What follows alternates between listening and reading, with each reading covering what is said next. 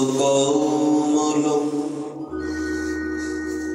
श्रीगुरु वैष्णवांश्च श्रीरूपं शक्नुजातं सहगं रघुनाथान्वितं तं सजीवं सद्वैतं सवधूतं परिजनसहितं कृष्णेन चैतन्यदेवं श्रीराधा कृष्णपादां सहगणललिता श्रीविशाखान्वितांश्च अज्ञानतिमिरान्धस्य ज्ञानाञ्जनशलाकया चक्षुरुन्मीलितं येन तस्मै श्रीगुरवे नमः। नमो महावदान्नाय कृष्णप्रेमप्रदायते कृष्णाय कृष्णचैतन्य नाम्नि गौरतिसे नमः। हे कृष्ण करुणा सिन्धु दीनबन्धु जगत्पते गोपीश गोपिकान्त राधाकान्त नमोस्तुते। तप्त कांचन गौरांगी श्रीराधे वृंदावनेश्वरी वृषभानुसुते देवी तं नमामि हरिप्रिये। वृन्दावै तुलसी देव्यै प्रियायै केशवस्य कृष्ण भक्ति पदे देवी सत्यवत्यै नमो नमः। वंशकल्पतरुभ्यश्च कृपासिन्धुभ्यो एव च पतितानां पावनेभ्यो वैष्णवेभ्यो नमो नमः। सर्वश्रुता वैष्णवचरणिं करि नमस्कार सबे चरणे धूलि देह मस्तके आमार। श्री गुरु निताई गौर सीताराम प्रेमानंदे हरि हरि बोल। श्री गुरु निताई गौर हरि बोल।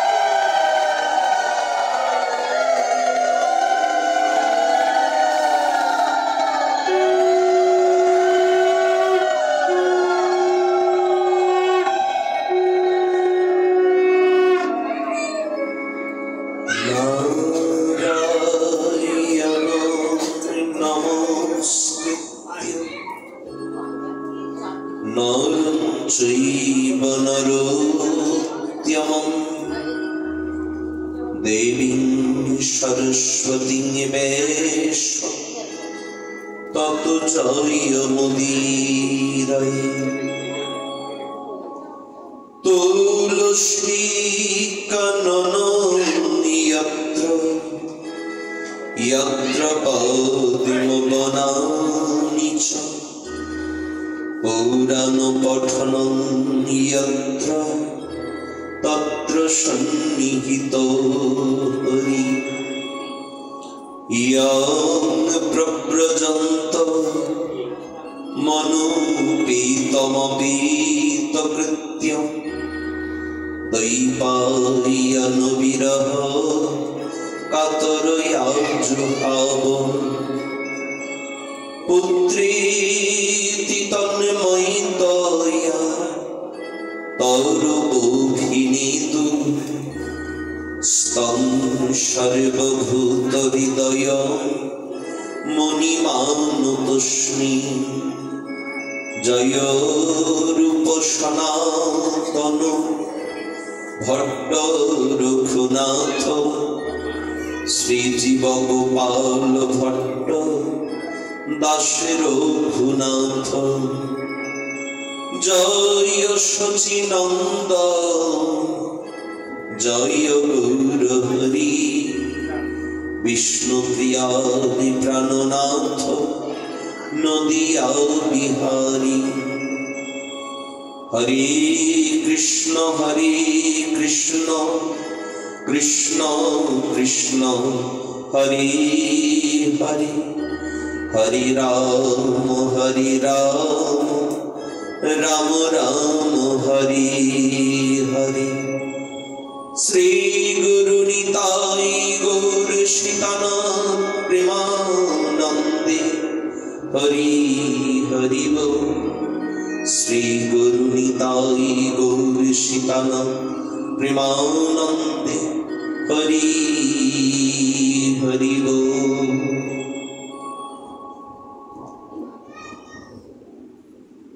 परम करुणा घनमूर्ति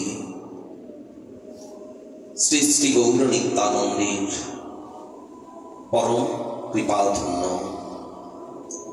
परम पूज्य श्री श्री कृष्णदास कविराज गोस्वामी चरण তিনি তার শ্রী শ্রী চৈতন্য চরিতামৃতে আদি লীলায় ষোড়শ পরিচ্ছেদে নন্দিশ্বরকে বন্দনা করছেন। কৃপা সুধা সরিদয়স্ব বিশ্বমা প্লাবয়ন্তপি নীচ গৈব সদা ভাতি তং চৈতন্য প্রভু ভজে। আমি সেই শ্রী চৈতন্য প্রভুকে ভজনা করি যার কৃপা যার করুণা সর্ববিশ্বকে আপ্লাবিত করেছে।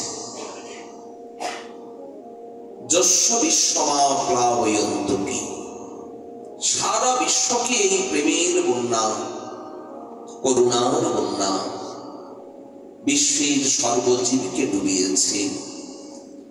তার ভিতরে আবার স্রোতের গতি বেশি কোন দিকে?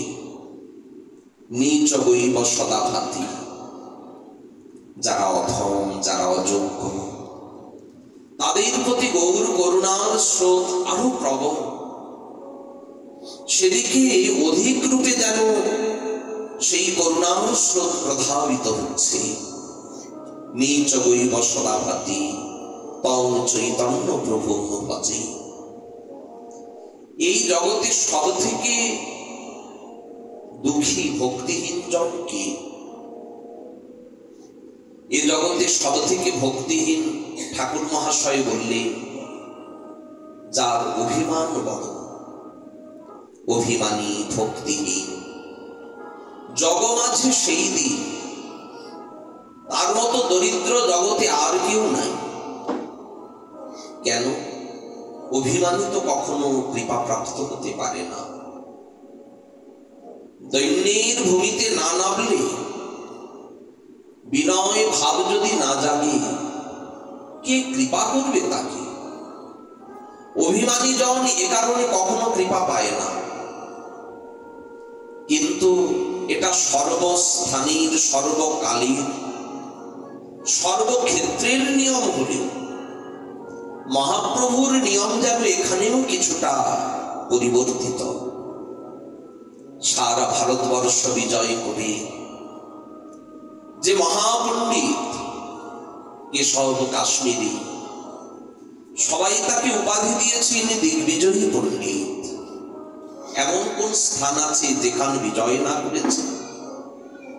সারা দিক বিদিক জয় করে এই কেশব কাশ্মীরি আসছে নবদ্বীপের পথে। কারণ বাংলার ধারে যখন এসেছে সবাই বলা বলি করছে নবদ্বীপে যান। এই পণ্ডিতের এত যে গর্ব, এত যে অভিমান, এই অভিমান না চূর্ণ হয়ে যায়। কিন্তু কে চূর্ণ করবে?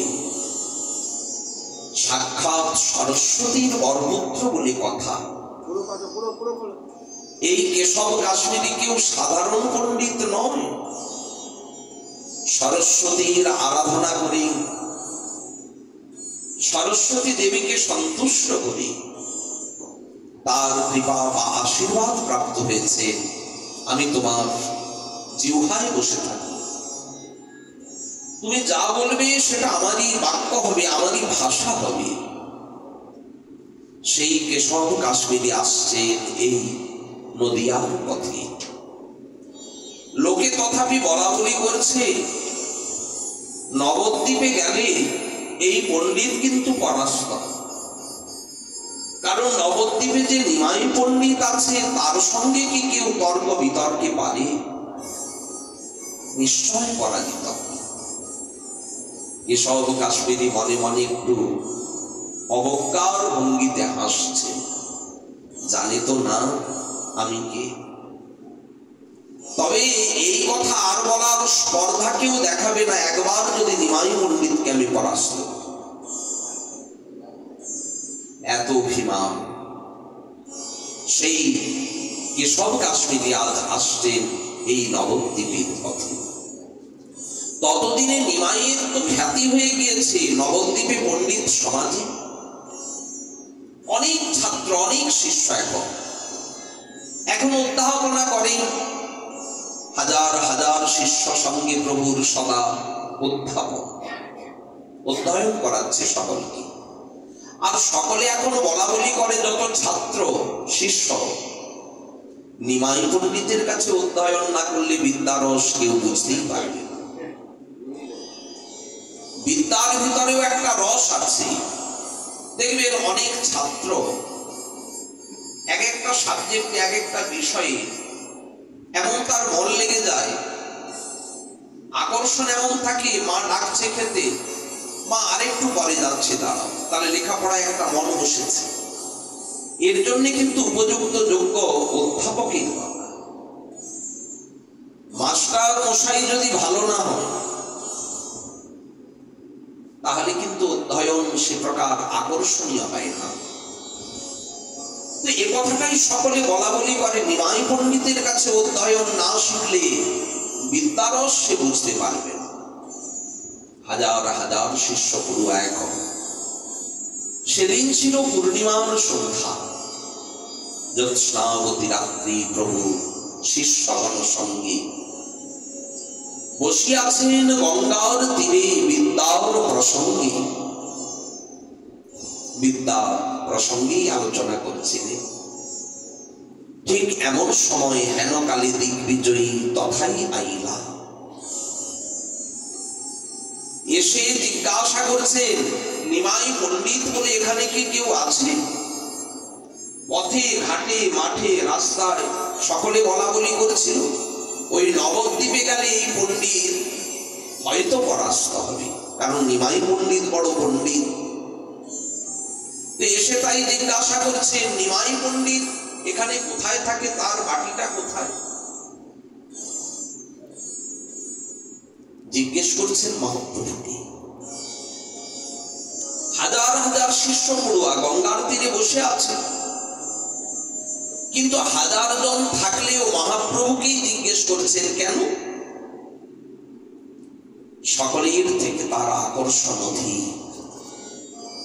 দিগ্বিজয়ী একটু রূপে মুগ্ধ হয়েছে, দেখে মনে হচ্ছে না ইনি এই নবদ্বীপের সঙ্গে সম্পর্কে বোধহয় সকলেই জানেন।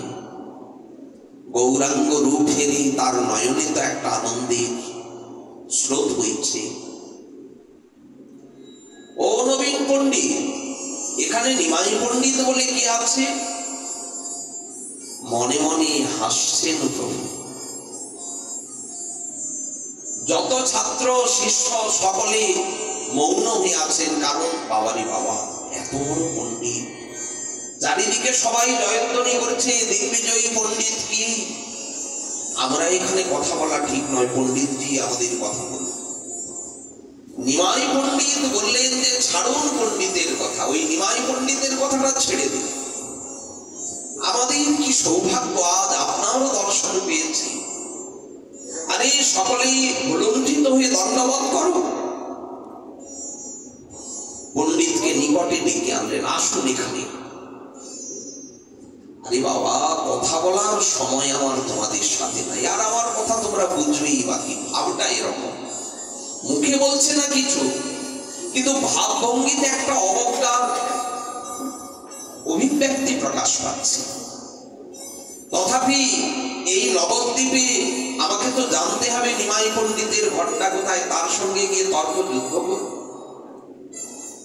নিমাই পণ্ডিত বললেন, কোথায় নিমাই পণ্ডিত আর কোথায় আপনি?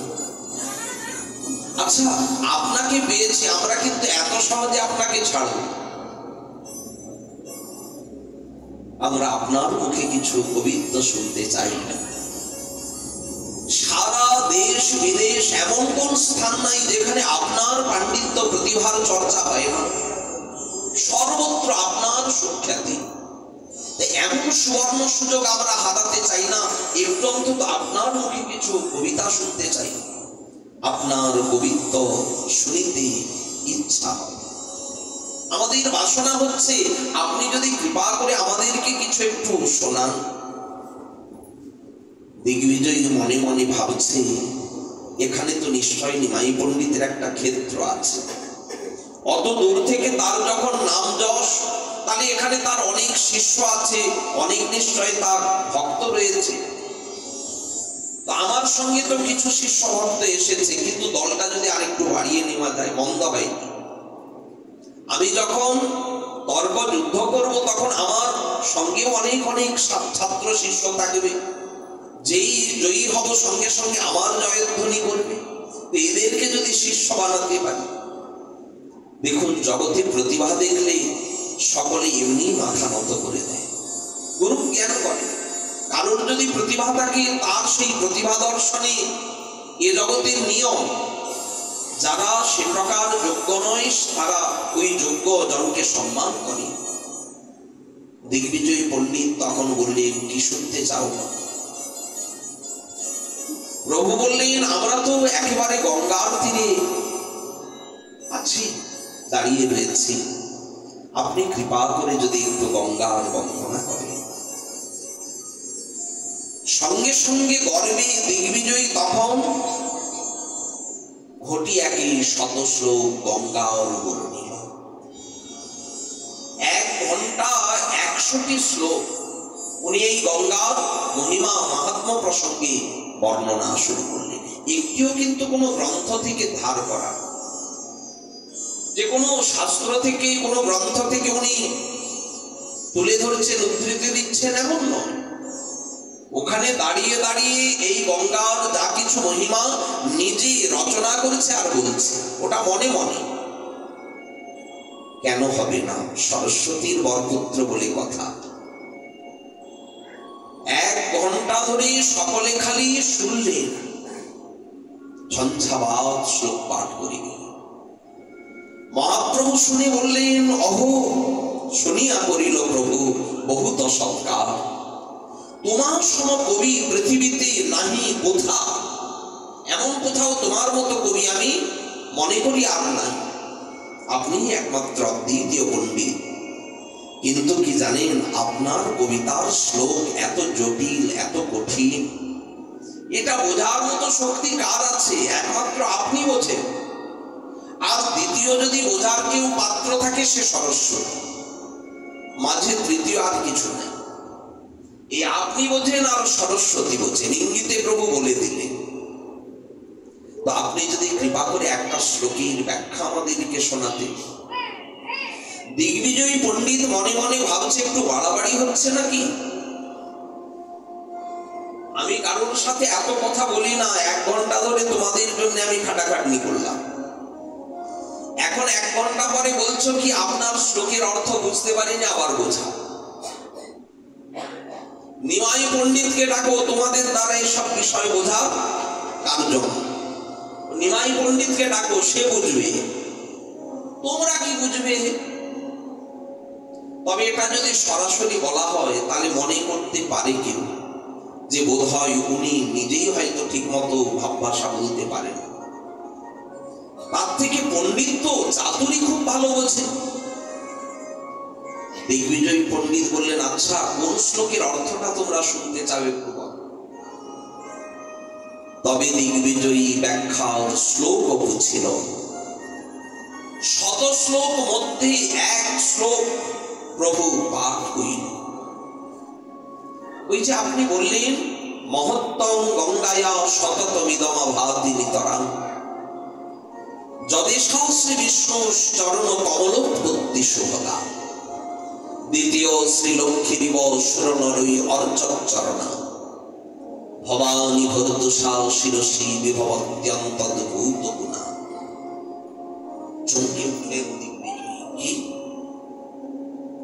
আমি ঝঞ্ঝাবাদ শ্লোক পাঠ করলাম, তার ভেতরে 1 শ্লোক তুমি কইছে কণ্ঠে কইল, কি করে কণ্ঠস্থ করলে? প্রভু একটা মুচকি হাসি দিয়ে দিগ্বিজয়ীর মনকে যেন নিগড়ে দিলেন, আর বললেন, শুনুন হে পণ্ডিত মশাই, সরস্বতীর বরে যেমন কেহ হয় কবিবর, অনর্গল আপনি বলতে পারেন, এ তো আমরা দেখলাম সচক্ষে। ওইছে সরস্বতীর বরে কেহ হয় শ্রুতি। কেউ আবার এমন হতেই পারে শুনে সবকিছু মনে রাখতে পারে, শ্রুতিধর হয়ে যায়। ধরুন আমি কথাগুলি শুনে মনে রাখতে পারি। মনে মনে ভাবছে দিগ্বিজয়ী, জমবে আসর বটে। কারণ এখানে সাধারণ এক নবীন পণ্ডিতের যদি এতটা প্রতিভা হয়, তাহলে নিমাই পণ্ডিত কতখানি বড় পণ্ডিত হতে পারে এখনো জানে না ইনি তিনি। মহাপ্রভু বলছেন, আপনি কৃপা করে একটু বলুন। তখন সন্তোষে ব্রাহ্মণ বর্ণন করি। আর যেই সবকিছু বর্ণনা করলো, প্রভু জিজ্ঞেস করছেন, আচ্ছা সবই তো বুঝলাম। প্রভু কহে, শ্লোকের বইছে দোষ। এই শ্লোকের দোষগুণ যদি একটু বিচার করে দিতে। সঙ্গে সঙ্গে একটু রাগ হয়েছে দিগ্বিজয়ী। দিগ্বিজয়ী বলছে, এই যে কহ সাবধানী, মুখ সামলে কথা বলি। কার সাথে কথা বলছো একটু অভিজ্ঞতা আছে তো, ভেবে চিন্তে কথা বলো। প্রভু বললেন, আগে অপরাধটা যদি একটু বলতে। আমি জিজ্ঞেস করেছি যে শ্লোকের দোষগুণ কি, আমি কি কিছু ভুল বলেছি? ভুল মানে আমার শ্লোকের দোষের কথাটা কেউ উচ্চারণ করতে পারে? আমার শ্লোকেতে নাই দোষের আভাস। দোষ তো পরের কথা, আভাস পর্যন্ত নাই। মহাপ্রভু বলছেন, কিন্তু পণ্ডিত মশাই দুঃখ নেবেন না, মন খারাপ করবেন না। আমি দেখতে পাচ্ছি আপনার শ্লোকে 5টি ভুল, আবার 5খানি অলঙ্কার রয়েছে ও সুসত্য। পণ্ডিত যেন মনে মনে ভাবছে, আমার শ্লোকে ভুল, তাও এক নবীন পণ্ডিত ধরবে সেই ভুল। সরস্বতী কি আজকাল তাহলে ভুল বলে নাকি? মনে মনে এটা ভাবছে, মুখে তো আর বলতে পারছে না। অবজ্ঞার ভঙ্গি নিয়েই যেন বলছে, বলো হে, আমার শ্লোকে ভুল। কি ভুল একটু শোনাও, শুধরে দাও। তাহলে দিগ্বিজয়ী পণ্ডিতের কথা শুনে প্রভু বললেন, অবিমৃষ্ট বিধিয়াংশ দুইটাই চিহ্ন, বিরুদ্ধ মতি ভগ্নক্রম পুনরাত্ম দোষ দিন। আপনি শ্লোকের শুরু করেছেন মহত্তম গঙ্গায়া সতত বিদমাভাতি, গঙ্গার মহিমা দিয়ে। তাহলে এই শ্লোকে মূল বিষয় হচ্ছে গঙ্গার মাহাত্ম্য, কিন্তু আপনি বললেন গঙ্গার মহিমা এই, নিয়ম কি? অলঙ্কারের নিয়ম হচ্ছে প্রথমে অনুবাদ, তারপরে মূল বিষয়বস্তুকে বলতে হয়। কিন্তু আপনি প্রথমেই বললেন মহত্তম গঙ্গায়া, গঙ্গার মহিমা, তাহলে অনুবাদকে আপনি ইদমটাকে পরে লাগান। উচিত ছিল কি ইদম মহত্তম গঙ্গায়া, আর তা না বলে আপনি বললেন মহত্তম গঙ্গায়া ইদম, পরে ইদমটা বসিয়েছে। মাথা চুলকে ভাবছে কথা তো সত্যি। আচ্ছা, তোমার এখানে কথাবার্তা শুনে মনে হচ্ছিল তুমি তো ব্যাকরণ পড়াও, অলঙ্কার কিন্তু খুব জটিল বিষয়, তুমি এসব বুঝলে কি করে? আচ্ছা, আর কি বলে শুনি। দিগ্বিজয়ীর মনে মনে একটু লজ্জাও হচ্ছে, জীবনে কোনোদিন ওনার ভুল তো কেউ ধরেনি, আজ প্রথম 5টা নাকি ভুল আছে শ্লোকে, একটা ভুল তো সত্যি ধরা পড়ে গেল। তো বলছেন, আপনি বললেন দ্বিতীয় শ্রী লক্ষ্মী ইব, এখানেও একটা অবিমৃষ্ট বিধিয়াংশ ভুল করেছে। দ্বিতীয়ত ইনি হচ্ছেন লক্ষ্মীর সমান, এটা বলতে চেয়েছে পণ্ডিত, কিন্তু বলা হয়ে গিয়েছে কি ইনি দ্বিতীয় লক্ষ্মীর সমান। উনি যদি বলতেন এখানে যে দ্বিতীয় শ্রী লক্ষ্মী বা না বলে যদি বলতেন শ্রীলক্ষ্মী দ্বিতীয়া ইব, তাহলে কিন্তু ভুল হতো না। শ্রীলক্ষ্মী দ্বিতীয়া ইব তাহলে হতো দ্বিতীয়ত লক্ষ্মীর সমান। আপনি বললেন না ভবানী ভর্তুষা। আচ্ছা, ভবানী মানে কি? ভবের গৃহিণী ভবানী, তাহলে ভবানীর ভিতরে ভবতার স্বামী, এটা স্পষ্ট। যেমন যদি বলা হয় যে ইনি ব্রাহ্মণী, তাহলে ওনার স্বামী যে ব্রাহ্মণ, এতে কি আর দ্বিমত থাকবে? পরিষ্কার হয়ে গেল ওনার স্বামী তাহলে ব্রাহ্মণ, এই জন্য ব্রাহ্মণী বলা হয়েছে। তো ভবানী মানেই কি ভবতার স্বামী। এখন যদি বলা হয় ভবানীর ভর্তা, ভর্তা মানে স্বামী, ব্রাহ্মণীর পতি, আচ্ছা ব্রাহ্মণীর ভিতরেই তো তার পতির উল্লেখ আছে। আবার যদি একটা পতি শব্দ ব্যবহার করে তাহলে দ্বিতীয় পতিকে ইঙ্গিত করে, ভব ছাড়া অন্য কোনো পতি এটাই ইঙ্গিত হয়, এটা বিরুদ্ধ মতি। আচ্ছা, আপনি ভগ্নক্রম একটা করে ফেলেছে, আরেক জায়গায় পুনরাত্ম। পুনরাত্ম কি? আপনি এটা নিয়ম, যে কোনো বাক্যের শেষ হয় ক্রিয়া, কেউ যদি ক্রিয়াপদের পদে আবার পরে যদি আবার বিশেষণ লাগায় তাহলে সেটা কিন্তু ভুল হয়ে যায়, অলঙ্কার শাস্ত্রের। তো আপনি বললেন কি বিভবতী অত্যন্ত ভূত গুণা, বিভবতী মানে অবস্থান করছে ক্রিয়াপদ, এরপরে আপনি আবার বললেন কি অত্যন্ত অদ্ভুত গুণা, একটা বিশেষণ লাগিয়ে দিয়ে, এটা আপনি ভুল করেছেন পুনরাত্ম। আর ভুল হয়েছে কি ভগ্নক্রম, আপনি 4টে লাইন বা 4টে পংক্তি ব্যবহার করেছেন এই শ্লোকে। মহত্তম গঙ্গায়া সতত নিদমা ভাতি, একটা পংক্তি। দ্বিতীয় পংক্তি যদেশা শ্রী বিষ্ণু চরণ কমলোৎপত্তি শুভগা। তৃতীয় পংক্তি দ্বিতীয় শ্রী লক্ষ্মী বসুরণরই অর্চন চরণা। চতুর্থ পংক্তি ভবানী ভর্তুষা শিরসী বিভবৎ অন্তর্ভূত। 4টে লাইন বা 4টে পংক্তি। এর মধ্যে 3টে পংক্তিতে আপনি অপূর্ব অনুপ্রাসের ব্যবহার করেছেন। অনুপ্রাস মানে একই অক্ষরকে বারবার একটা বাক্যের মধ্যে বা লাইনের মধ্যে ব্যবহার করা। একটা পংক্তিতে বারবার একটা অক্ষরকেই যদি ব্যবহার করা হয় তাকে বলা হয় অনুপ্রাস, এটা একটা অলঙ্কার।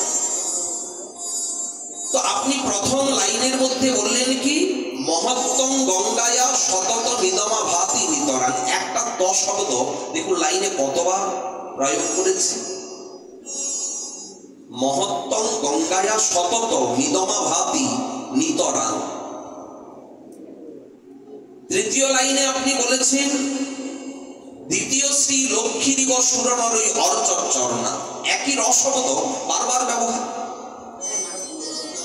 চতুর্থ লাইনে বলেছেন যদেশা শ্রী বিষ্ণু চরণ কমল উৎপত্তি সুভগা। ভ শব্দ ভবানী ভর্তুষা শিরসী বিভবত্তম তদ্ভূত গুণা। দেখুন ভ শব্দ কতবার ব্যবহার করেছে। কিন্তু দ্বিতীয় যে পংক্তি বা দ্বিতীয় যে লাইন সেখানে বলেছে যদেশা শ্রী বিষ্ণু চরণ কমল উৎপত্তি সুভগা। দেখুন একটা অক্ষর বারবার কোনো ব্যবহার নেই। তাহলে তিনটি পংক্তিতে অনুপ্রাস লাগালেন, একটা পংক্তি বাদ চলে গেল, এটা ভগ্নক্রম হয়ে গেল। মহাপ্রভুর কথা শুনি ওনার তো পায়ের মাটি সরে যাচ্ছে। সরস্বতী আমার বাক্যে ভুল উচ্চারণ করালো এবং আমাকে বিচার করতে দিল না, আমার বুদ্ধিটাই লোপ হয়ে গেল। আরেক নবীন পণ্ডিত আমার সেই ভুলকে ধরে দিল। চারিদিকে ততক্ষণে সবাই জয় জয়কার করেছে, বলিয়ে নিমাই পণ্ডিত কি, বলিয়ে নিমাই পণ্ডিত কি। মনে মনে ভাবছে এনার গুরুদেব কি নিমাই পণ্ডিত, এই নবীন দেব পণ্ডিত এনার গুরুদেব কি নিমাই পণ্ডিত, তাই তার জয়ধ্বনি করেছে। না হলে এখানে তো হারিয়েছে নবীন পণ্ডিত, নিমাই পণ্ডিতের জয়ধ্বনি করছে। খানিক সময় পরে পণ্ডিত বুঝতে পারলেন, হায় হায় কত বড় মূর্খ আমি। এতক্ষণ যার সঙ্গে কথা বলছিলাম সেই নিমাই পণ্ডিত, এতটুকু বুঝতে পারিনি। চোখে দেখা লোকটাকে যদি বুঝতে না পারি, চিনতে না পারি, তাহলে আমি কেমন পণ্ডিত? নামেই মাত্র পণ্ডিত। মহাপ্রভু বলছে, আরে দাঁড়াও দাঁড়াও, তোমরা কি এই পণ্ডিতের মহিমা জানো? এখানে কত সুন্দর অলংকার প্রয়োগ করেছে দেখো, চরণ কমলোৎপত্তি সুভগা, বিরোধ অলংকার। এটা অলংকার সবাই জানি কি জলে পদ্ম হয়, কিন্তু পদ্মের থেকে জলের জন্ম, এটা কি শুনতে বিরোধ লাগে না? চরণ কমল থেকে গঙ্গার জন্ম, তাহলে কমলের থেকে জল গঙ্গার জন্ম, শুনতে বিরোধ লাগে কিনা? আপনি বললেন শ্রী লক্ষ্মী, শ্রী মানেও লক্ষ্মী, আবার লক্ষ্মী শব্দের অর্থ লক্ষ্মী, কিন্তু দুইটি অর্থবাহ এই বাক্য। শ্রী মানে এখানে ঐশ্বর্য, লক্ষ্মীর যে ঐশ্বর্য সেটা বোঝাবার জন্য এখানে ব্যক্ত করেছেন পুনরুক্ত পদাভাস। এখানে অলংকার ব্যবহার করেছেন। তো এই প্রকার কথা শুনে দিগ্বিজয়ী মনে মনে ভাবছে প্রশংসায় তো কাজ নাই, আমি যে ভুলগুলি উচ্চারণ করেছি ওখানে তো পরাস্ত হয়ে গিয়েছি এনার কাছে। মহাপ্রভু বলছে, আরে সবাই বলো দিগ্বিজয়ী পণ্ডিত কি, আসতেই বলছেন বটে। আচ্ছা, চারিদিকে তখন যত ভক্ত বসেছিল তারা কি বলছে? তারা সবাই বলছে, মহাপ্রভু বলছে দিগ্বিজয়ীকে জয়, বলা মাত্র সকলেই উঠে দাঁড়িয়ে বলছে, বলিয়ে নিমাই পণ্ডিত কি। আওয়াজটা বেশি বেড়ে গিয়েছে। নিমাই পণ্ডিতের তখন জয় জয়কার। মহাপ্রভু বললেন, শুনুন, আপনি খুব পথশ্রান্ত, এত পথ হেঁটে আসছেন, আজকে রাত্রে একটু বিশ্রাম করুন। আপনি বিশ্রাম করুন, আর কাল সকালে আবার শাস্ত্র আলোচনা, শাস্ত্র চর্চা একটু হবে। পণ্ডিত ঘরে গেলেন, কিন্তু আর ঘুম কি আসে?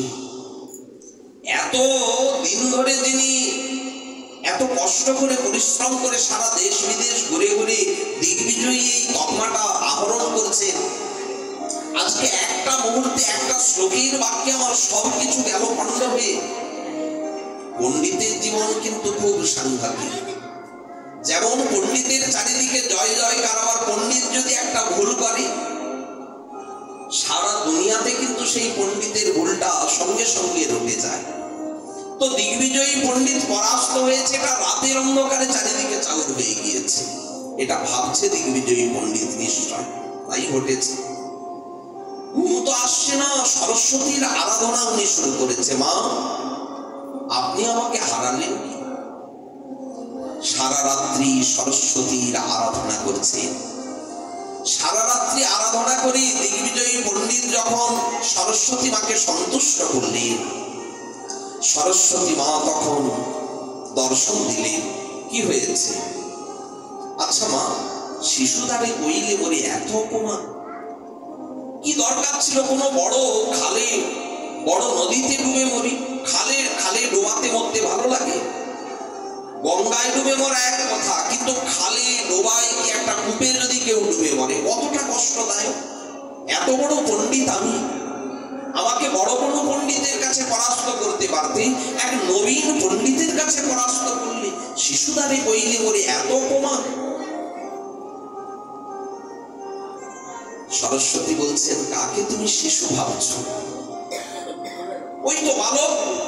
আবার বালক? শিশুতে কাজ মিটলো না, আবার তুমি বলছো বালক? ও মূর্খ, সারা দুনিয়া সারা জগৎ তোমাকে তো পণ্ডিত বলে ডাকে, কিন্তু আজ আমি তোমাকে মূর্খ না বলে আর পারছি না। তুমি কাকে বলছো বালক, যিনি জগৎ বালক? কাকে বলছো শিশু, যিনি জগদীশ্বর? দিগ্বিজয় পণ্ডিত বললেন, মা তুমি কি বলছো আমি তো বুঝতে পারছি না, আপনার কথাবার্তা আমি তো ঠিক বুঝতে পারছি না। লজ্জা তোর না হলেও লজ্জা হয়েছিল আমার।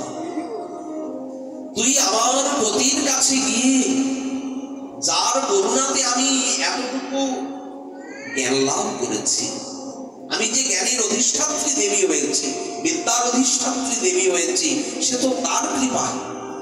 আর তুই গিয়ে কিনা তার সঙ্গে আমার গৌরবে, আমার বলে বলিয়ান হয়ে তুই তার সঙ্গে তর্ক যুদ্ধ করতে গিয়েছিস। তুই জানলি না সে কে?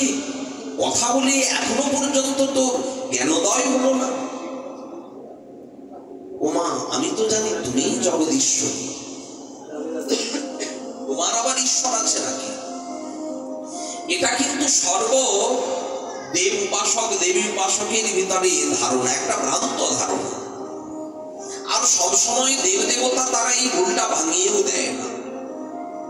দেখবেন যারা শিবের উপাসনা করে তারা মনে করে শিবই তো আদিদেব, বলে না দেবাদিদেব মহাদেব।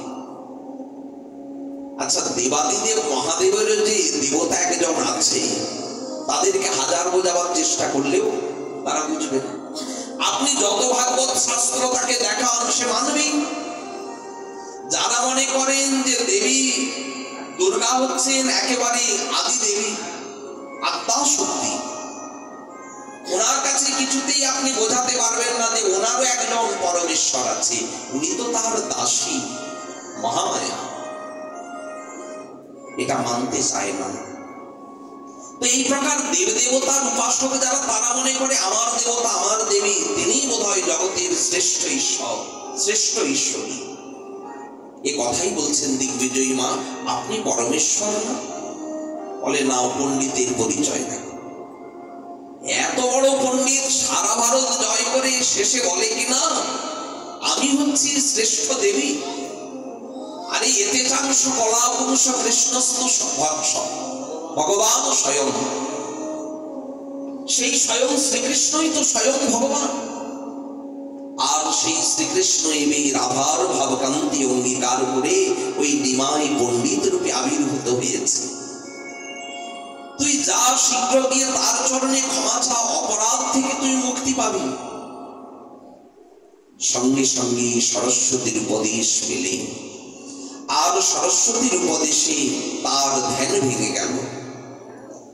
সরস্বতী স্বপ্নে তার উপদেশ হইল, সাক্ষাৎ ঈশ্বর করি প্রভুরে জানিল।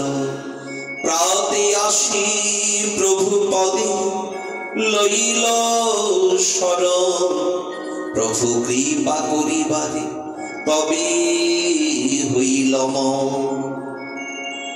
প্রভুর ইচ্ছা হলো তাকে কৃপা করি। এই যে দিগ্বিজয়ী পাগল হয়ে গেলেন, মহাপ্রভুর করুণা লাভ করে পাগল হয়ে গেলেন, আর জগৎ জয় করতে ভুলল না, এই নবদ্বীপেই থেকে গেল। আজও হয়তো সেই পণ্ডিত ঘোরে নবদ্বীপের বুকে, তবে চিনতে পারবে না কেউ তাকে, কারণ সে তো পাগল হয়ে ঘুরছে। নবদ্বীপে এমন অনেক পাগলকে দেখবে,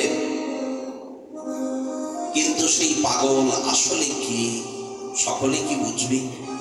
একটা ছোট্ট বহির্বাস করি, রূপের কোনো জৌলুস নাই, হাতের মধ্যে একটা হয়তো উত্তরীয়, আর দুই হাতে করতাল নিয়ে হানিতাই প্রাণিতাই হানিতাই প্রাণিতাই করে গেয়ে গেয়ে নদীয়ার পথে বেড়াচ্ছে, দেখলে পাগল লাগে। আমাদের গদাধর বাবা দেখলে পাগলের মতো ঘুরছে, কিন্তু তারা যে কত বড় শাস্ত্রবিদ, কিন্তু পাণ্ডিত্যের প্রকাশ তারা করে না। তারা পাণ্ডিত্যকে অনুভব করেছে, শাস্ত্রের মূল মর্মকে তারা হৃদয়ঙ্গম করেছে। সেই থেকে সরস্বতীর কৃপায় ভাগ্যবন্ত দিগ্বিজয়ীর সফল জীবন বিদ্যা বলে পাইল মহাপ্রভুর শ্রীচরণ। পাওয়াটাই তো বড় কথা, যেভাবেই হোক মহাপ্রভুর রাতুল চরণ যদি কেউ পায়, সে তো ভক্তি পেয়ে গেল। মহাজন কি বললেন? গৌরাঙ্গের দুটি পদ, যার ধন সম্পদ, সে জানি ভগতি রসসার। সেই তো ভক্তি রসের সার জেনে গেল। তাহলে বিদ্যা বলে পাইল মহাপ্রভুর শ্রীচরণ। মহাপ্রভু চিন্তা করছেন, আমাকে দেখলে এই নবদ্বীপের পণ্ডিত আগেই ডরাতো, ভয় পেত, আমার পথ ছেড়ে তারা অন্য পথে যেত, পাছে যদি কোনো কিছু জিজ্ঞাসা করে। আর দিগ্বিজয়ীকে পরাজিত করার পরে তো আর নবদ্বীপে কথাই না, সবার মুখে একই বাক্য, নিমাই পণ্ডিতকে আমরাও চিনি না বোধ হয়। স্বয়ং সরস্বতী কি তার উপরে আবিষ্ট থাকে? কেউ নিমাই পণ্ডিতের সঙ্গে শাস্ত্র চর্চায় তো পারে না। প্রভু চিন্তা করছেন, আমি কি এই শাস্ত্র চর্চা দিয়ে পাণ্ডিত্যের ঔদ্ধত্য দেখিয়ে সকলকে আমি কত বড় পণ্ডিত এটা জানাতে এসেছি? আমার তো মূল কার্য আমি সর্বজীব উদ্ধার করব। আজ নবদ্বীপের বুকে এই নদীয়ায় দেখো কত কত পাষণ্ড আজও পড়ে আছে। মহাপ্রভু গয়া থেকে ফিরে এসে নতুন ভাবে আবেশে বিভাবিত হলেন। এখন আর বড় পণ্ডিত বলে অভিমান করে না। নয়ন জলে ভাসে ভক্ত দেখলে হা কৃষ্ণ বলে। কখনো গোপী গোপী গোপী নাম নিতে নিতে প্রভু নয়ন জলে ঝুলি। সবাই বলে আমাদের নিমাই পণ্ডিত বৈষ্ণব হয়েছে, আমাদের নিমাই পণ্ডিতের অন্তরে প্রেম জেগে উঠেছে। কথা শুনে শ্রীবাস হরিদাস মুরারি মুকুন্দ বক্রেশ্বর ছুটে ছুটে আসে। মহাপ্রভুকে দেখে সকলে আনন্দ পায়, কিন্তু সচিমা খালি ভয় পায়, আমার নিমাইয়ের কি কোনো বায়ু ব্যাধি হলো, বায়ুর দোষ লেগেছে কি? শ্রীবাসকে জিজ্ঞাসা করছে, শ্রীবাস তুমি তো জানো বোঝো, দেখো না আমার নিমাইয়ের কি হলো। সচিমাকে সেদিন বলেছিলেন, শ্রীবাস ভয় নাই মা, তোমার নিমাইয়ের কোনো বায়ু ব্যাধি হয়নি। বলে অনেকে যে বলছে নিমাইয়ের নাকি বায়ুর ব্যাধি হয়েছে।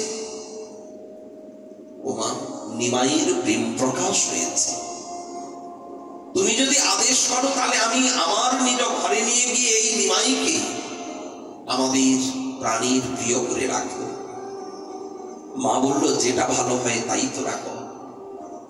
সেই থেকে শ্রীবাস সেই অঙ্গনে প্রভু প্রেমের আবেশে বিভাবিত থাকে। একদিন ঈশ্বর আবেশে প্রভু বিষ্ণু খট্টায় বসলে ডাকছে, নাড়া নাড়া কই আমার। সবাই তো একটু বিস্ময়ে ভাবছে নাড়া কি। কেউ তো বুঝতে পারছে না কাকে প্রভু আহ্বান করছে, ডাকছে। গম্ভীর স্বরে প্রভু বলছে, নাড়া নাড়া নাড়া, নাড়া গই, ডেকে আনো। ভক্তগণ সবাই করজোড়ে প্রভুকে বললেন, প্রভু নাড়া কি? ও নাড়া কি তা তোমরা জানো না, তাই না? সতী আছি নই ক্ষীরোদ সাগরে, সেই ঘুম ভাঙিল মোর সেই নাড়ার হুঙ্কারে। তোমরা যাকে শ্রীমৎ অদ্বৈত আচার্য বলে ডাকো, সেই তো আমার সিংহাসন নাড়িয়ে আমাকে পেড়ে এনেছে। নাড়াকে ডেকে আনো। সবাই ছুটলেন অদ্বৈতকে ডাকতে। মহাপ্রভু মহাপ্রকাশ দেখালেন সকল। ভক্তগণ যে যার নিজ ইষ্ট স্বরূপে প্রভুকে দর্শন করে সকলে ভাবলেন, তাহলে তো নিমাই পণ্ডিত সাধারণ কেউ না, স্বয়ং জগদীশ্বর। সকলেই ফুল তুলসী দিয়ে প্রভুর চরণ পূজা করলেন। নিত্যানন্দ প্রভু এসে যোগ দিয়েছেন। হরিদাস মুরারি বক্রেশ্বর এরা তো সব আছে। ভক্তগণ এখন জোর পেয়ে গিয়েছে। এতদিন সকলে ভক্তির বিবিধ প্রকার নিন্দা করত। অনেকে বলতো না, এই শ্রীবাস কি শুরু করেছে? নবদ্বীপে এরকম ছিল না, সারা রাত্রি কীর্তন করে এরা চার ভাই মিলে। আমরা একটু রাত্রিতে নিশ্চিন্তে ঘুমোতে পারি না। এদের ঘর দুয়ার সব ভেঙে যদি গঙ্গার স্রোতে নিয়ে গিয়ে ভাসিয়ে দেওয়া যেত। নিমাই পণ্ডিত ভাবছে এই পাষণ্ড গুলিকে তো উদ্ধার করতে হবে। মহাপ্রভু তাই একদিন হরিদাস আর নিত্যানন্দ প্রভুকে আজ্ঞা করলেন, একদিন আচম্বিতে হইল হেনমতি, আজ্ঞা কইল নিত্যানন্দ হরিদাস প্রতি। শুনো শুনো নিত্যানন্দ, শুনো হরিদাস, সর্বত্র আমার আজ্ঞা কর প্রকাশ। সর্বত্র আমার আজ্ঞা, আমার আদেশ প্রচার কর। প্রভু কি আজ্ঞা প্রচার করব? প্রতি ঘরে ঘরে যাই কর এই ভিক্ষা, কৃষ্ণ বল কৃষ্ণ কহ, কর কৃষ্ণ শিক্ষা। ইহা বই আর না বলিবা বলাইবা, এছাড়া আর কিছু বলবে না, কাউকে বলাবেও না। দিন অবসানে আসি আমারই কহিবা। আমাকে দিনের শেষে এসে বলবে কজনকে নাম প্রচার করলে, কজন তোমাদের নাম গ্রহণ করলো, তোমাদের কথাকে রক্ষা করলো কজন, আর কজন রক্ষা করলো না। সবে সে হিসেব আমাকে দিও। একেই তো প্রেম মত্ত নিত্যানন্দ। আবার মহাপ্রভুর আদেশ পেয়ে প্রেম বিলাতে হবে, নাম বিলাতে হবে। আনন্দে হরিদাস ঠাকুরকে সাথে নিয়ে বেরিয়ে পড়লে। হরিদাস ঠাকুর আর নিত্যানন্দ প্রভু চলেছেন নবদ্বীপে সবার ঘরে ঘরে। আর সকলের দরজায় পড়া নেড়ে যেই বেরিয়ে আসছে তাকে বলছে, কৃষ্ণ বলো। কেন, কি ব্যাপার? আরে কৃষ্ণ বলুন আগে, পরে অন্য কথা। কৃষ্ণ বলো। মহাপ্রভু বলে দিয়েছে, ইহা বিনা আর না বলিবা বলাইবা। হাতে ধরছে, পায়ে ধরছে, বলে একবার মুখে বল কৃষ্ণ কৃষ্ণ হরি বল। সুকৃতি জন বলছে। অনেকে বলছে না, নিতাই তাদেরকে ছাড়েনি, তাদের চরণ ধরে হলেও বলাচ্ছে তোর একবার কৃষ্ণ বল। এই রূপে যখন ঘুরছে, অনেকেই আলোচনা করছে, আচ্ছা এরা কি কোনো চোরের চর? এরকম দিনের বেলা সবার ঘরে ঘরে যাচ্ছে, ব্যাপারটা কি? এটা এর কোনো মানে হয় কৃষ্ণ বলো কৃষ্ণ বলো এই বলে ওরা ঘুরছে লোকের ঘরে ঘরে? আমার মনে হয় কোনো চোরের চর। চোরচিয়া ছড়িয়া বুলয়ে ঘরে ঘর, কার ঘরে কি উত্তম দ্রব্য বস্তু আছে সব দেখে দেখে ঘুরে বেড়া। রাতের অন্ধকারে নিশ্চয় নিয়ে পালাবে। দেখুন নিতাই চাঁদ জীবের জন্য দাঁড়ে দাঁড়ে যাচ্ছে, আর কতখানি অপবাদ নিতে হচ্ছে নাকি চোরের চর। একদিন পথে দেখে দুই মাতোয়া, যেটা বলে বলুক, ওতে আমাদের কাজ নয়, প্রভুর আজ্ঞাটা তো আমাদেরকে পালন করতে হবে। ঘুরতে ঘুরতে একদিন পথে দেখে দুজন মাতা, মহাদস্যু। দেখলেই তো বোঝা যায় এই তাদের শরীর চেহারা, চোখগুলো টকটকে লাল, আবার কি গড়াগড়ি যাচ্ছে। মহাদস্যু প্রায় দুই মদ্যপ বিশাল, ভীষণ মদ্যপ। সেই দুই জনের কথা কহিতে অপার, তারা নাহি করে হেন কর্ম নাই।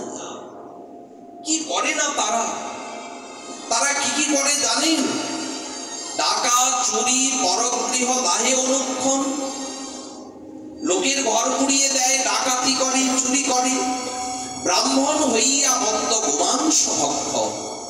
ব্রাহ্মণ, জন্মটা ব্রাহ্মণের ঘরে, কিন্তু তারা মদ্যপান করে, গোমাংস পর্যন্ত ভক্ষণ করে।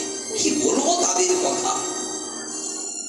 আজ দেখে তারা পথে গড়াগড়ি যাচ্ছে, মদ্যপান বিনে তাদের নাহি যায় না। নিতাই চাঁদ সামনে গিয়ে হরিদাস ঠাকুরকে বলছে, কি প্রভু তো আজ্ঞা করেছে সবাইকে কৃষ্ণ উপদেশ, তার মধ্যে অধম পতিদের বিশেষ, এরা তো অধম পতিত, এরা তো পড়ে রয়েছে, চলো এদের দুজনকে কৃষ্ণ নাম বলে। হরিদাস ঠাকুর বলে, দেখো তো সবাই কি বলাবলি করেছে, গোসাই ওদিকে যাবেন না, ওরা ভীষণ বড় মদ্য। নিতাই চাঁদ বলছে, আমি তো সন্ন্যাসী, আমার ভয় নাই। বলে, আরে গোসাই, নেশার ঘরে কি সন্ন্যাসী আর কে সাধু কে অসাধু ওদের জ্ঞান আছে কিছু? ওরা যাকে পায় তাকেই কিলা। গোসাই ওদিকে যাবেন না। নিত্যানন্দ প্রভু মনে মনে হাসছে, আমার কাছে যে নেশার ঘোর আছে ওটা যদি ওদেরকে ধরিয়ে দেই, ওরা আমাকে গুরু করে মানবে, ওদেরকে শিষ্য বানিয়ে নেব। দেখুন তবে হরিনাম প্রথম কানে কে শোনালেন? নিতাই চাঁদিত। তিনি তো তত্ত্বে জগৎগুরুই। আজ জগাই মাথাইয়ের গুরুরূপ ধরলেন স্বয়ং নিতাই। জগাই মাথাইয়ের ভাগ্যটা দেখুন। সামনে গিয়ে বলছে, ওরে ওরে জগাই, ওরে মাথাই, একবার কৃষ্ণ কৃষ্ণ বল, হরি বল, হরি বল। যেই বলেছে সঙ্গে সঙ্গে জগাই মাথায় তাকিয়ে দেখছে, নিচের দিকে তো মাথাটা ছিল নেশায়, মাথাটা তুলতে পারছিল, কিন্তু কৃষ্ণ কৃষ্ণ বলো, হরি বলো যেই শুনেছে, তাকিয়ে দেখছে কে? আমাদেরকে কৃষ্ণ উপদেশ, হরিনাম উপদেশ কে করে? এত বড় সাহস! মাথা তুলি দুইজনে চাই, একবারে টকটকে লাল। শনি নিত্যানন্দ। নিতাই চাঁদ বলছে, কৃষ্ণ বলো। তখন কি করছে? দুইজন তারা ক্রোধে, দুইজন অরুণ নয়ন, ডাক শুনি মাথা তুলি চাহে দুইজন। ডাক শুনে মাথা তুলে চাইছে, আর দেখছে ওরে এরা আমাদেরকে কৃষ্ণ উপদেশ করে। ধর ধর বলি দহি ধরি বাড়ি যাই, আধি ব্যথি নিত্যানন্দ হরিদাস ধাই। ওরে পালাও আগে, সঙ্গে সঙ্গে এখান থেকে ভাগো। জগাই মাধাই বলে, জগা মাধাইয়ের ঠাই আজ কেমতে এড়াইবা? জগাই মাধাইয়ের কাছ থেকে পালিয়ে যাওয়া এত সহজ কার্য নয়। আমরা জগাই মাধাই, আমাদের থেকে কেউ পালাতে পারে না। আজ সেই জগাই আর মাধাইয়ের কার্য হচ্ছে নিতাইকে ধরবে বলে ছুটছে। হরিদাস বলে, বাপরে বাপ, ভাগো প্রভু নিতাই, তাড়াতাড়ি দৌড়ে পালাও। নিতাই চাঁদ বলছে, হরিদাস তুমি একটু গতি বাড়াও। বয়স্ক হরিদাস ছুটতে পারছে না। এখন তো রাগে বলছে, ঠাকুর এখন আর কেন বলো? নিতাই বলে, বলা বলি পরে আগে দৌড়াও, তাড়াতাড়ি ওই ধরে ফেললো। হয়তো হরিদাস ঠাকুর ছুটছে, প্রাণ পরে দে দৌড়, পেছনে ধরো ধরো ধরো, ধরিলু ধরিলু বলে জগাই মাথায় ছুটছে। নিতাই যখন বলছে জোরে দৌড়ো, তখন বলছে, এখন আর কেন বলো? তোমার বুদ্ধিতে অপমৃত্যে প্রাণ গেল, আজকে অপমৃত্যু হবে, জগাই মাথায় মেরে ফেলবে কিলিয়ে, এমন কিরচড় মারবে, আজ মৃত্যু হবে এখানে। সেদিন প্রাণে বাঁচলে দৌড়ে গিয়ে কোনো ক্রমে পালিয়ে গেল। গিয়ে হরিদাস ঠাকুর খিলখিল হাসছে। অদ্বৈত বলে, কি ব্যাপার, হাঁপাচ্ছ, খিলখিল করে হাসছো, ব্যাপারটা কি? আর কি বলবো ঠাকুর, যেমন পাগলের সঙ্গে প্রভু আমায় পাঠিয়েছে। আজ কি করেছে জানো? দুজন মদ্যপ মাতাল পড়েছিল রাস্তার ধারে, তাদেরকে গিয়ে বলে, তোরা কৃষ্ণ বল, কৃষ্ণ ভজনা কর। লোক আর পায়নি সারা নগরে, শেষে মাতালকে গিয়ে বলছে, তোরা কৃষ্ণ বল, কৃষ্ণ ভজনা কর। সেই মাতাল তো রে রে করে ছুটে এসেছে আমাদেরকে ধরবে বলে, কোন ক্রমে প্রাণপণে ফিরে প্রাণে বেঁচেছে এই ভাগ্যে। অদ্বৈত তখন হুঙ্কার দিয়ে বলছে, এ কারণে প্রভুকে বারবার করে তখন নিষেধ করেছিলাম, এই অবধূতকে কোথা থেকে এনে ঠাঁই দিল কে জানে। দেখো এখন ও তো আসলে নিজে মাতাল, জাত মাতাল হয়ে মাতালের কাছে গিয়েছে, যে যেমন তার সঙ্গে তেমন। আর আমি একটা কথা বলে রাখছি, শুনে রাখো হরিদাস, এই 2 থেকে 3 দিনের ভিতরে ওই 2 মাতালকে না আমাদের দলে নিয়ে আসে। এখানে হরিনাম চলবে, এখানে ওই 2 মাতালকে নিয়ে আসবে। হরিদাস ঠাকুর কথাগুলি শুনে হাসছে। অদ্বৈত নিতাইয়ের নিন্দা করেনি, স্তুতি করেছে, এটা ব্যাজ স্তুতি। নিতাই চাঁদ কি ভেবেছিল ওই 2 মদ্যপকে দেখে? এই সুবর্ণ সুযোগ, আমাদের প্রভু এতদিন ধরে লুকিয়ে নিজের প্রকাশ করেছে, লোকে না দেখিয়ে করে উপহাস। আচ্ছা, এই 2 মদ্যপকে যদি প্রভু ভক্ত বানিয়ে দেয়, তাহলে সেই দেখে সারা জগৎ প্রভুকেও মানবে, স্বীকার করবে। কিন্তু আজ তো বিড়ম্বনা হয়ে গিয়েছে, ওরা এসে এখন আবার শিবাস পণ্ডিতের ঘরের কাছাকাছি ডেরা করেছে। দেখেছি এই পথে ছুটে গেল 2 ওই সন্ন্যাসী আর একজন বাবাজি, ছুটে গিয়েছে ওরা, ওখানে এসে ডেরা করেছে। জগাই মাথায়ের কাছ থেকে এড়িয়ে যাওয়া এত সোজা না, একদিন না একদিন নাগাল। 2-3 দিন কেটে গিয়েছে। এখন নিত্যানন্দ প্রভু নগর ভ্রমণ করে নিশায় আসছে, সন্ধে হয়ে গিয়েছে, একটু আলো আধারি ভাব। এমন সময় 2 জন গিয়ে হাতে ধরেছে, এই রে দাঁড়াও দাঁড়াও, কে কে কে তুমি? কে রে কে রে বলি ডাকি, জগাই মাধাই। নিত্যানন্দ প্রভু বলে, প্রভুর বাড়ি যাই। বোধহয় ভয় পেয়েছে। নিতাই চাঁদ অসংলগ্ন কথা বলছে, বলছে কে কে তুই? বলে আমি প্রভুর বাড়ি যাচ্ছি। ঘটনাটা কেমন? একদিন রাস্তায় খুব বয়স্ক দুজন বিপরীত দিক থেকে যাচ্ছে, তো দুজনেই বেশ বন্ধুত্ব আছে। একজন বলছে, নেপাল কোথায় চললে, যাচ্ছ কোথায়? বলে, না না মাথায় আলু। না বলে মাথায় কি? বলে হাটে চলেছি।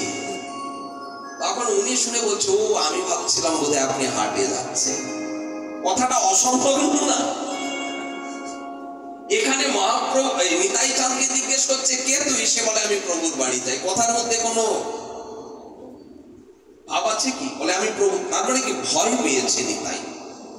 প্রভুকে যেই বলেছে, আরে কে তুই সে কথা বল, নাম কি তোমার?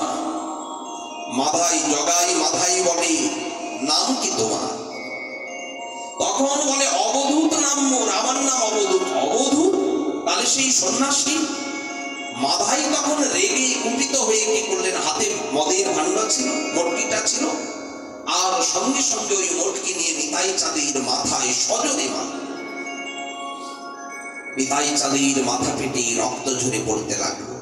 মারিল প্রভুর শিরে মুটকি তুলিয়া, ফুটিল মুটকি শিরে। শিরটায় মুটকিটা ভেঙেছে, রক্ত পড়ে ধারে। নিত্যানন্দ মহাপ্রভু গোবিন্দ সঙ্গী। নিতাই চাঁদ বলছে, হে গোবিন্দ রক্ষা করো। গোবিন্দকে ডাকছে কেন? নিজের প্রাণের জন্য? বলে, না গোবিন্দ তুমি রেগে যেও না, রক্ষা করো এই দুজনকে, আমাকে না। নিতাই চাঁদকে কি রক্ষার জন্য গোবিন্দকে আবার ডাকতে হয়? উনি স্বয়ং বলরাম তত্ত্ব, উনার আবার রক্ষক কি? উনি নিজেই নিজের রক্ষক। কিন্তু এ দুজনের প্রতি নিশ্চয় মহাপ্রভু প্রধান্বিত হবে। কথাটা মহাপ্রভুর কানে গিয়ে ভক্তগণ দিলেন, প্রভু নিতাই চাঁদের মাথা ফুটিয়ে দিয়েছে। সঙ্গে সঙ্গে মহাপ্রভু ছুটে এলেন প্রধান্বিত। রক্ত দেখি ক্রোধী প্রভু বাঞ্ছ নাহি মানি। এসে দেখলেন নিতাই চাঁদের অঙ্গ থেকে রক্ত ঝরে পড়ছে। সঙ্গে সঙ্গে প্রভু বাঞ্ছ ভুলে গেলেন। চক্র চক্র প্রভু ডাকে ক্ষণে ক্ষণে, বারবার ডাকছে চক্র চক্র চক্র। আধি ব্যথে চক্র আসি উপসন্ন হইল। স্বয়ং ভগবান ডাকছেন, তারই তো আজ্ঞাবহ দাস। চক্রও তো তার আজ্ঞায় চলে। চক্র আসছে, দেখছেন কি জগাই মাথায় তাহা নিজ নয়নে দেখিল। এখন জগাই মাথায় কি হয়? মৃত্যুকে যদি কেউ স্বচক্ষে দেখে, ওই চক্রটা বন বন করে ঘুরতে ঘুরতে আসছে। সঙ্গে সঙ্গে নিতাই চাঁদ ভাবছে, এই জন্যই তো গোবিন্দকে আমি স্মরণ করেছিলাম। প্রভু আবার তুমি সেই চক্র ধরলে। রাম আদি অবতারী ক্রোধে নানা অস্ত্র ধরে তুমি অসুরকে করেছ সংহার। কিন্তু প্রভু এবার যে সে সংকল্প নয়, এবে অস্ত্র না ধরিবে, প্রাণী কারো না বুঝিবে। তুমি যে প্রেম দিয়া চিত্ত শুদ্ধি করিবে সভা, সংকল্প নিয়ে এসেছ। কিন্তু তাতেও প্রভুর ক্রোধ কমছে না। মহাপ্রভুর দিকে তাকিয়ে নিতাই চাঁদ বললেন, প্রভু একটা কথা শোনো, তারপরে সুদর্শনকে আজ্ঞা করো।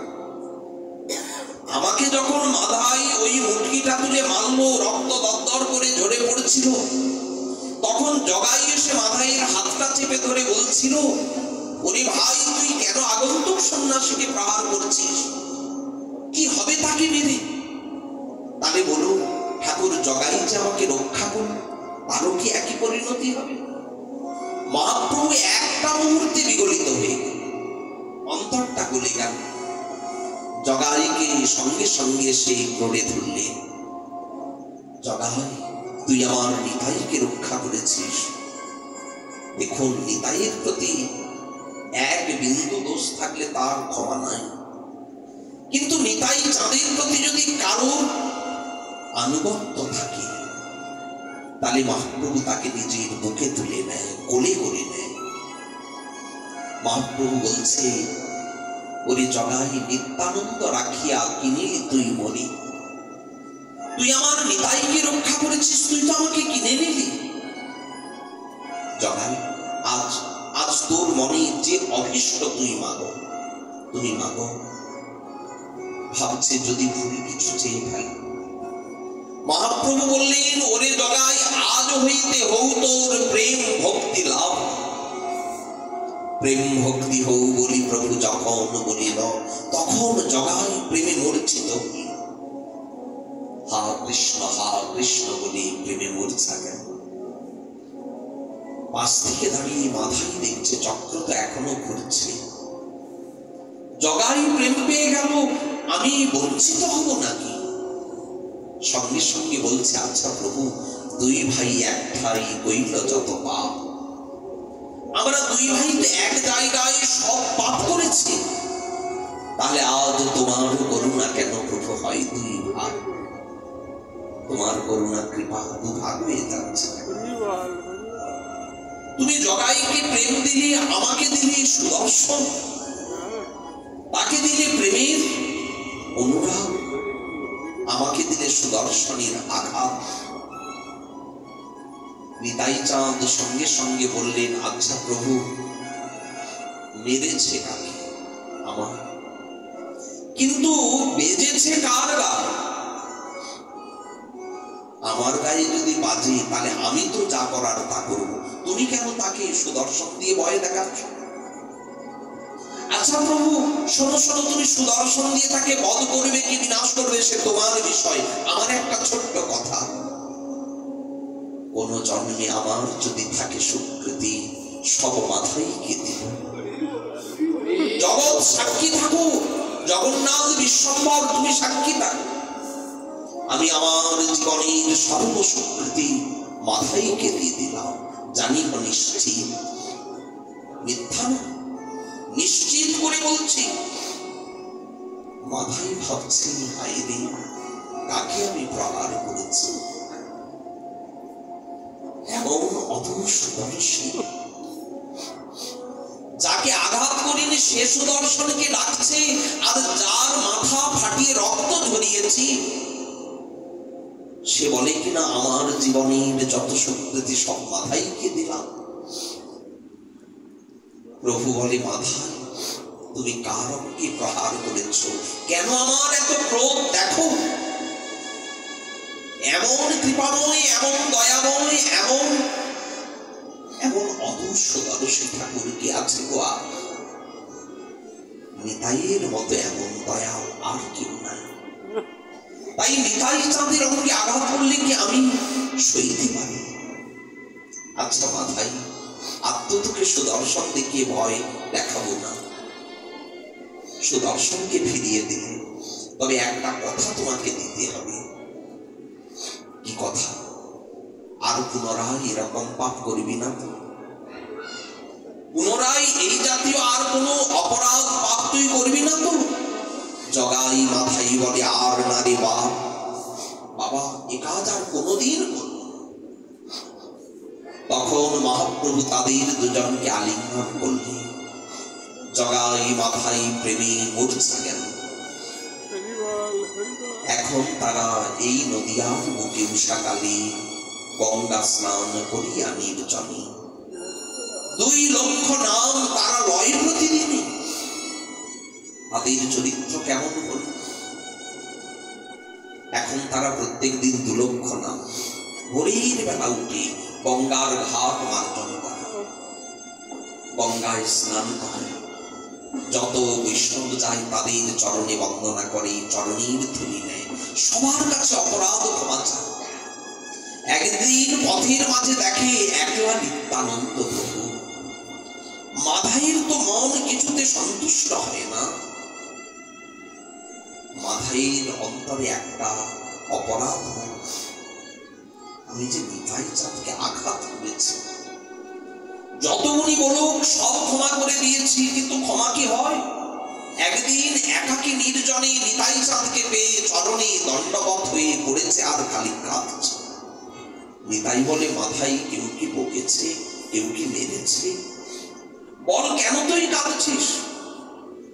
বলে, প্রভু মারার জন্য কাঁদিনি, আমি মেরেছি বলে কাঁদছি। আমার মতো পাপী কি কেউ আছে? ব্রহ্মাদি যার চরম প্রার্থনা করে, হেন অঙ্গে ওই পাপে কইল প্রহার। যে অঙ্গ সেবিতে